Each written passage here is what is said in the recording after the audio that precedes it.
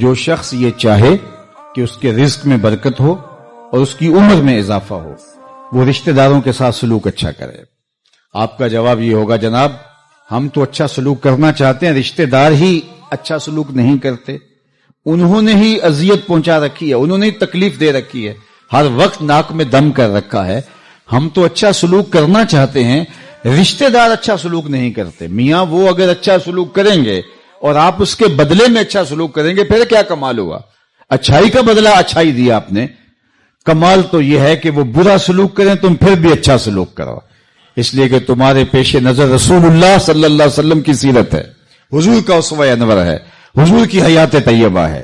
تو جو یہ چاہے کہ اس کے رزق میں برکت ہو اور عمر میں برکت ہو، وہ رشتہ داروں کے ساتھ اچھا سلوک کرے، ان کے تلخ رویوں کے باوجود، ان کے کھردرے الفاظ کے باوجود، اور ہر وقت طاق میں رہتے ہیں رشتہ دار کے کسی طرح اس کو ضرر پہنچے، نقصان پہنچائیں، اس کو الٹا کے رکھ دیں۔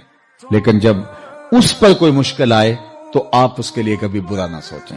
ہمیشہ جو لوگ پازیٹو رہتے ہیں، منفی نہیں ہوتے، جو مثبت ہی رہتے ہیں، کامیاب اور بامراد وہی لوگ ہوتے ہیں۔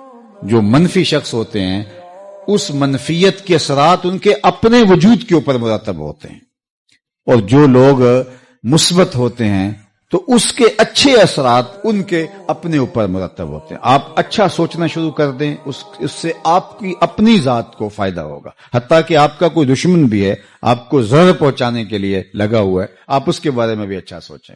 تو فرمایا جو یہ چاہے، اور یہ عمومی طور پہ رشتہ داریوں کے اندر کبھی غلط فہمیاں ہوتی ہیں، کبھی ایسا ہوتا ہے کہ وہ درست کہہ رہے ہوتے ہیں، اور کبھی ایسا ہوتا ہے کہ بس رشتہ داری ہے، ضد آ جاتی ہے، حسد پیدا ہو جاتا ہے۔ ظاہر رشتہ داریوں میں ہی حسد ہوگا، کہتے ہیں جی فلاں تو حسد نہیں کرتا، دوست میرے ساتھ یہ پیار کرتا ہے، یہ رشتہ دار ہو کے حسد کرتا ہے۔ میاں حسد قریبی لوگ کرتے ہیں، دور کے حسد نہیں کرتے، حسد قریبی لوگ کرتے ہیں۔ حضرت یوسف علیہ السلام کو کنویں میں حقیقی بھائیوں نے ڈالا تھا نا، بھائیوں نے کنویں کے اندر ڈال دیا تھا۔